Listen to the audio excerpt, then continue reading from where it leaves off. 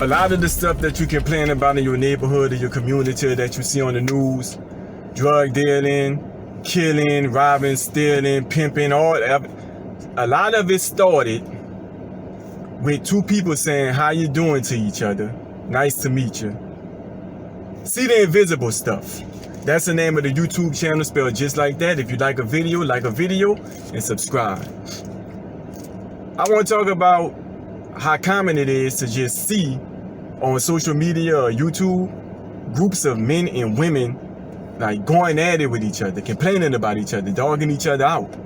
Right? Now, no matter what side you on, whether it's man or woman, I think we all can agree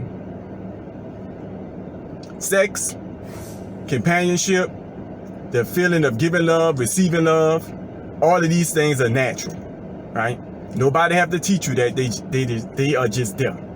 Now, a lot of the things those community issues that you might complain about or feel need to change, and a lot of things that the men and women complain about regarding the opposite sex on these blogs and social media and YouTube channels, a lot of these things, I believe the cause of it is individuals, people, never grabbing a hold of those natural feelings and giving them purpose and intentions. And if you don't grab a hold of those things and give it purpose and intent, those things will lead and guide you around and give you its own purpose and intent. And you could end up in situations with somebody that you probably shouldn't end up with in the first place, right? That's why you gotta do these things with a true purpose and intent, companionship and sex. And they do have a true purpose and intent, and I'm gonna get into that. A lot of times the examples that you saw was people who never grabbed a hold of those things and gave it its true purpose and intent. And if you grew up on that and you never did it, they got some other people behind you looking at your example, and they gonna grow up and do the same thing. The cycle gonna continue. They gonna grow up and they gonna make their social media page complaining about the opposite sex. You know, if nothing don't change, nothing ain't gonna change, right? See, the true purpose and intent for all this, well, let me say this first, because I think this is something that kind of overlooked too. People naturally feel these things, desire for companionship, sexual urges, and so forth, without trying. So you know you feel that. Now, I think what people overlooking is some things in the background that's automatically attached to those things. Sometimes people overlooking it, or sometimes people think they can indulge in those surface feelings that they automatically feel without these background things attached to it coming along. But it's gonna always come along. Like commitment, for example. I know people feel like they can have sex with commitment not being involved at all.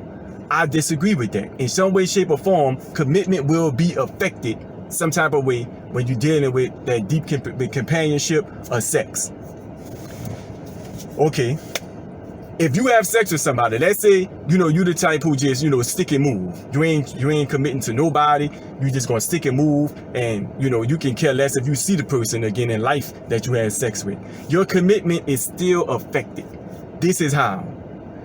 If you used to operating in that sticking and moving on, just going off them surface feelings and just operating there, it can affect your ability to eventually commit to somebody. It can affect your ability to stay committed to somebody once you decide to commit to somebody. And even if you hook up, you the type of person who's looking for something to go somewhere. You're not just a sticker and a mover, but you just ain't never give them giving no true purpose and intent.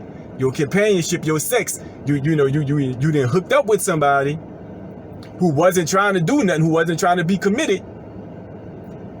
You didn't get the results you was looking for, and it can cause you a little heartbreak and start to affect your willingness to commit. See, the thing is, ain't no getting around that. Commitment is gonna be a part of sex in one way, shape, or form. That's why no one should have sex with someone who hasn't fully committed to them. Because see, people will give up on on commitment. People do that every day. But people won't give up on sex, but will have sex without a full commitment. Even though commitment is sex, commitment is going to always be dragged along with it. So it's supposed to be done with someone who you have a full commitment with. And the fullest level of commitment that somebody could give to somebody in a romantic relationship is marriage. That's why that's the ultimate thing. That's why a lot of people have cause to pause when it comes to marriage. That's why a lot of people say, sure, I'm not just going to marry any old body. Because people know once you say, okay, I'm going to marry this, but I'm in. Like, I'm marrying them. Yeah, she marrying me, we marry. I'm in. That's the highest level of commitment that you can give to somebody. Now, I know some people probably saying, well, no, you don't have to wait till marriage to have sex with somebody. I mean, okay. Let's do it like, first of all, let me say this. Marriage is more than just a piece of paper. I don't believe personally that no one truly believes that marriage is just a piece of paper. Because if it was, people would sign it and just get it over with, and it wouldn't mean anything because it would be just a piece of paper. People know that when you sign that piece of paper, certain things come along with that, which makes it more than a piece of paper. Some people attach their freedom to signing that piece of paper. That's why you hear stuff like, oh man, this is about to be your last night of freedom when somebody about to get married. After tomorrow, that's it. You know, after you tie that knot. People attach their freedom to a piece of paper. So people don't really believe that marriage is just a piece of paper. Now, the purpose of this sex drive, the purpose of this companionship is for family building. A lot of those issues in the community that I talked about, somebody, you see the end result of it. But like I said at the beginning, it started with two people saying, how you doing? Nice to meet you. Can I get your phone number? Not really grabbing a hold of their sex drive and companionship and saying, no, you are going to be for commitment and marriage and family building, because that's what this is about. That sex drive and companionship can be great, powerful tools, or they can be very destructive, negative tools, depending on how they get used. The end result of you seeing a girl who promiscuous, a boy going in and out of jail, somebody pimping, a woman running men in and out the house because she trying to use people for money, a man just sticking and moving, hopping from woman to woman. A lot of that is a result of that stuff never getting a grasp of and being used in its proper way. And you just seeing the end results. You see whole communities messed up, whole generations messed up from two people saying, how you doing? Nice to meet you, taking it from there and misusing companionship and sex. You see it. Like I said, on the flip side of that, man, what if all these neighborhoods and all these, what if all these people had two-parent households? You can skip over somebody having a void because one of their parents was around. You can skip over somebody, and we talking about two-parent households where people are committed, having sex with the person who they have the ultimate commitment with, which is through a marriage. And people being together that way, and having kids and raising kids, and kids seeing those examples. And nobody cheating on nobody, nobody running in and nobody in and out of the house because they already got the person that they committed with. They using companionship and sex the way they're supposed to be used for oneness and procreation and building families. And each family is a neighbor and they building communities. And you got a two-parent household. You ain't got people doing this. You ain't got people sticking and moving. You can build a good, great, powerful community, or you can misuse it and build a destructive, negative community. And if nothing don't change, nothing not going to change. Even if you've been doing it the opposite way for decades, it's still not too late to change, and it's definitely not ever too late to put somebody else up on the right way to do it and talk to them about the results of doing it the useful way and the misuseful way. Like I said, you don't even have to take my word for it.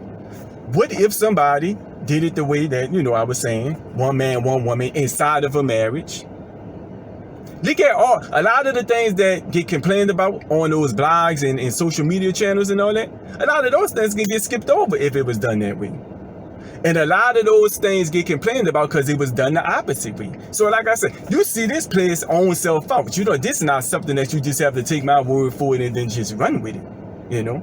It's way more productive being done inside of that marriage, one man, one woman, saying I'm committed to each other, we in it to win it, we ain't dibbing and dabbing. I have a purpose for my sex drive, I have a purpose for my companionship. We gonna build families, they gonna build their family, we build a community, we doing it like that. That's how God would want it anyway. He put the sex drive and the companionship in us. He know how it's supposed to go. He got his purpose for it. See the invisible stuff.